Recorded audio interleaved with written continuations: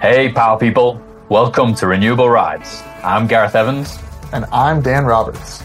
We're the founding team of VECKTA, a platform and marketplace streamlining how companies buy on-site energy. In each episode, we'll uncover the latest trends, challenges, and triumphs relating to the energy transition through the experiences of our team and our inspiring guests. Our goal is to help companies take action to create a resilient, profitable, sustainable, and thriving energy future. Let's go. Hey everyone, and welcome back to another week, another episode of Renewable Rides. And Dan and I are super excited to talk to you today about the next pain point in our pain point series, engaging stakeholders. Dan, how have you been? I've been doing quite well. Yeah, thank you, Gareth. It's been a busy week. I've spent 2 days this week up at site visits at a couple different customers. Walking the facility, taking photos, taking measurements, and largely on this topic, getting a variety of different folks between facilities and GMs and CEOs on the same page as they head down this path. How about yourself? Yeah, continue to challenge limits and add to the ultra summer. So at the weekend, paddled from Catalina Island to LA, 26 miles, I believe it was. A little over 6 hours of kayaking. So that was awesome. That was to raise money for preventing human trafficking. Super important. Very different to what we're talking about today, but really good cause. Great way to bond with some friends and challenge some limits. So awesome. Yeah, I loved seeing the photos and working some different muscles than the 100-mile run. Yeah, apparently running training does not prepare you well for kayak training. Who knew? All right, well, let's jump into it. So in our pain point series so far, now we've determined across our portfolio facilities what our energy baseline is. We've looked at how we can optimally achieve our desired business objectives, whether that's cost reduction, emission reduction, or building resilience into our operations, or a combination of the three. We've prioritized which facilities will have the greatest returns on investment for us when deploying these on-site energy systems. And then we've looked at market intelligence, the key variables around what influences our energy costs and our energy trajectory. We've looked at our site constraints, and we've configured some systems that really maximize our returns on investment for our highest priority sites. Now we're getting super excited. We've got a really powerful business case. We've got 25 years of cash flow analyses. These projects are looking absolutely epic, and we're chomping at the bit to take them to market. But we need to make sure that we hold the reins a bit and that we've engaged the right stakeholders early in the process to ensure that we don't trip ourselves up. And the reason we do that is because we often see across our customers and across their organizations several pain points and several questions that keep coming up. Who actually needs to be involved? You know, I've been leading this. I've been really involved. No one else has really been involved in this process so far. Who needs to be involved? What do they need to know? How do I get them engaged? Why should I even go through the process of getting other people involved? Why don't I just wait until I've got quotes in hand from the best suppliers and then get them to help me make a decision?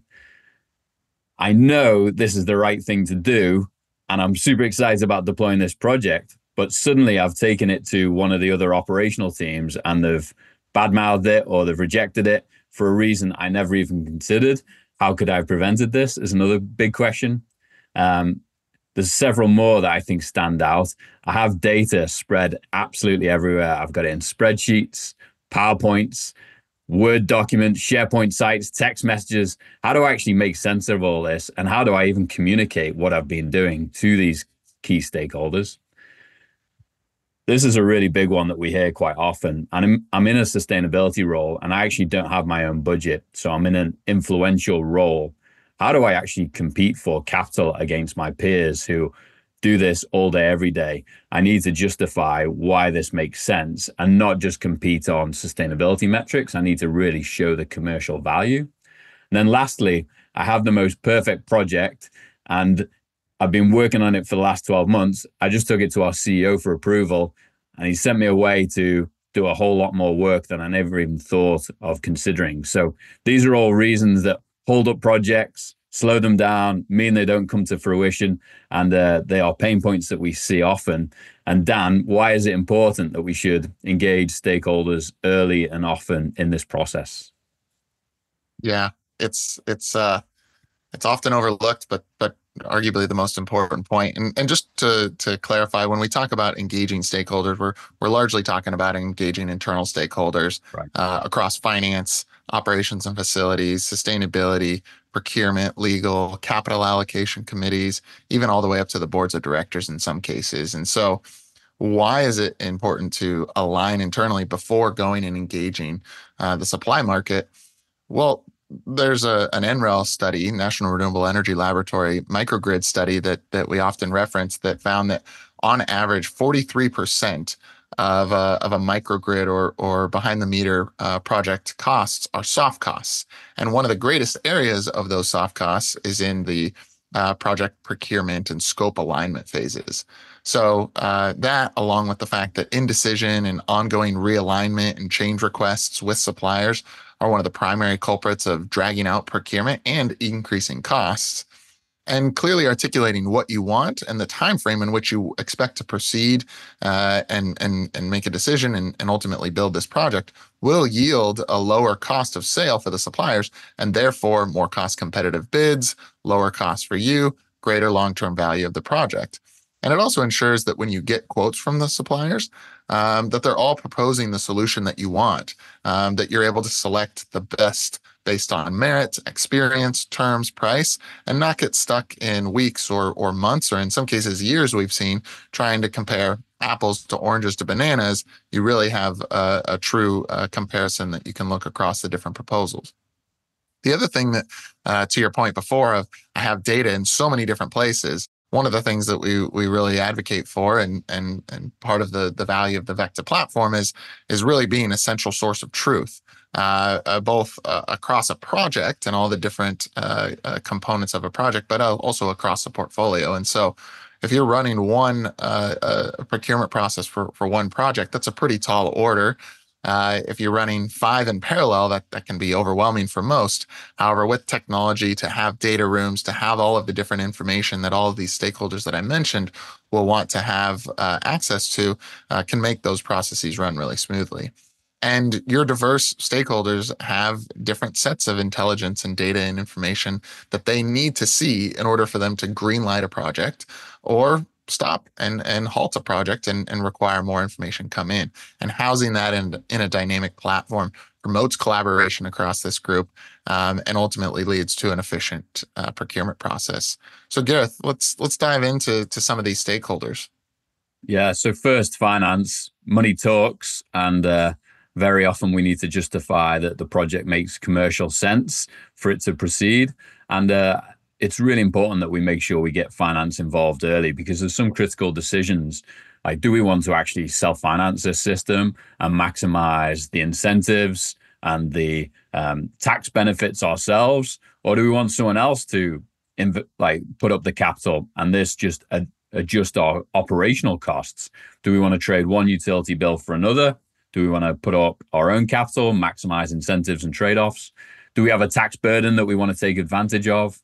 What are our internal financial metrics that we use to assess projects? What is our internal rate of return? What's our payback period that ensures that these projects move forward without objection? What are the assumptions that we have around cost of capital and discount rates, such that when we go to the market and we get quotes from suppliers, they can account for all these variables and ensure that they're all essentially competing on the same level playing field? Yeah, building on that. So beyond finance, the next really important group that we need to pull into the process is operations and facilities. So one of the key considerations that we've seen halt or slow projects down is understanding whether there's planned upgrades at the facility, like a roof replacement or a parking lot resurfacing. We're currently working with a biotech firm that is looking at doing carport solar system, and they're also in the process of getting ready to do a parking lot resurfacing. And the advice to them is hold on the parking lot resurfacing because it's all going to get torn up and there's going to be trenching. So let's do that first and then do the parking lot resurfacing, so you're not having to do that twice. What power outages have they been experiencing at that particular facility, and what does success look like in terms of being able to ride through those outages? Do we have an in-house civil or structural engineering team that we can leverage to minimize the costs in the construction process and not incur those costs with the suppliers? Another key group is sustainability. In some cases, there are sustainability commitments that have been made or must be met. So things like we've had a client where particular lines within their manufacturing facility needed to be net zero by 2025 because of commitments that they had to their customers. It's a really important consideration to know when going to procure a system. Is there a cost of carbon that can be applied or should be applied to the analysis? And will it help us win new contracts? And then things like renewable energy certificate retainment. Sometimes you may not need to retain those, and that can be a revenue stream and help bring down the cost of a system or improve the economics of a system. And in other cases, you want to retain those, retire them yourself so you can get those sustainability benefits and commitments. And even more nuanced than that, we've seen examples where suppliers have proposed a what's called like a rec swap, where they take the ones produced by this project, they sell them on the open market because they're higher value, buy cheaper ones so that company can retain them or can retire those for sustainability. But in reality, they needed to retain their own renewable energy certificates to meet certain LEED requirements that they wanted to have for that particular facility. So these are all things that, known prior, you can then communicate that to the market and avoid the churn of having to go back and forth and hash these things out later. Yeah, love that, Dan. I think the next group or combination of roles is procurement and legal. You know, we can't make any decisions without procurement and legal being involved. And then very often businesses have their capital allocation committees. And so how do we make these investments? How do we authorize them? And so, you know, similar to finance here, the key is what are our internal hurdle rates in order for us to proceed with this investment? Has the project achieved our minimum number of years payback? What is the internal rate of return? If we were to invest in a power purchase agreement and have someone else finance the system, how long are we willing to sign that contract for? Are we comfortable with 10 years, 20 years, 25 years? What is our cost of our current kilowatt per hour that we're trying to beat, such that we can all feel really excited about it? Or is locking in an energy cost today, even if it was the same as what we pay, but knowing that we can hedge our energy costs over the next 20 years, is that something that we're willing to sign off on? What are the timelines in which we're willing to make this investment? How quickly do we want to move forward? And how long do we want to be in this project for? Are there any special considerations across the business that we've maybe overlooked in our individual roles, such as maybe we only use union labor? That's going to really influence what sort of suppliers we go to in the market. Are there any contractual obligations, warranties, or must-haves that procurement and legal are really focused on? You know, what do we need to be telling the supply market that they have to be considering in order that that can get priced in and de-risked through the execution? Will this have any impacts on our insurance premiums? This is a really interesting one. I think we're seeing this more and more now, you know, customers getting to a point of making an investment and then the insurance company stepping in and saying, have you considered X, Y, or Z? Are you doing this with your solar panels on your roof? And so, you know, engaging with the insurance company early to make sure that this doesn't impact your current policy, or that you have a really good insurance policy to support this project throughout its life and ensure that you're protected as an organization. And all this really helps with your decision-making processes when it comes to receiving the bids back. If you've been really clear up front with the market, you're going to get the best quality bids. You're going to have no surprises, and it's going to make comparing and contrasting them a lot easier. Then we roll on to our board of directors. And, you know, some organizations, the board is more involved than others. often it's the board actually pushing down some of these mandates, especially for carbon reduction commitments. So making sure that we're considering this early and making sure that we're engaging them and making sure we've got their support. And for large projects, especially large capital investments, it may ultimately require their approval. So making sure that through executive leadership, we've got them engaged, they're fully supportive, and they see the long-term value of making these investments. Dan?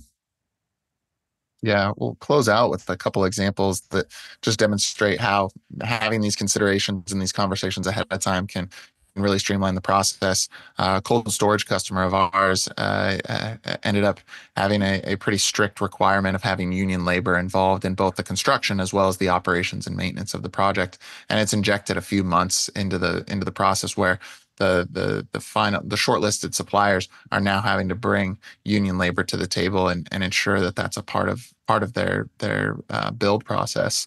Another one is an aerospace firm that they went to procurement to get a portfolio-wide advisor, and it turns out didn't have alignment amongst senior leadership team and real estate team, really injecting nearly 6 months into the process and leaving over nearly $2 million in value on the table at one particular site in this process by experiencing these delays. So really, in closing, we've developed VECKTA to really do the heavy lifting for you. The platform was custom built to provide a single source of truth, a way to share and collaborate ideas and outcomes, a way to present data and insights to stakeholders in the format that they want to receive it, and support businesses and business leaders to go to market with confidence, mitigating risks and maximizing returns. We're committed to addressing these pain points and creating value for the entire market such that more good energy systems are built more quickly, cost effectively. The supply market loves it because it brings down their cost of sale, and they know that the buyer is very serious when they clearly articulate what they want, and that the decision process is going to be very efficient as well. So, Gareth, any closing thoughts? I'd just say, this is why we do what we do, Dan. I think one of our core values, as we talk about often, is empower co-creation. And I think this is absolutely vital, isn't it? You know, the best decisions are made when we bring a diverse and well thought out game plan. And so by supporting our customers and the market to come together around that central source of truth and get after the really great projects with the right design, the right considerations, the right financial metrics, that's going to ensure more good projects are built, which will get more people excited, which will make sure more projects are built. The suppliers will be happy because they're building more great projects. Their cost of deploying them will come down, which will result in a very self-fulfilling cycle. And so that's the key to this. How do we help all boats rise and ensure that this industry continues to deliver the huge returns that it's capable of? Absolutely. Game on. Game on. Have a good one, Dan. Catch you soon. Yep. We receive a lot of questions from business leaders around the world wanting to learn more about the energy transition, what is possible, and where to start. So to help you stay informed and up to date on best practices, opportunities, risks, and success stories, we created an industry newsfeed at VECKTA.com/news with all our podcasts, blogs, and newsletter. Check it out and connect with Dan, myself, and the VECKTA team to learn more. Cheers and have a good one.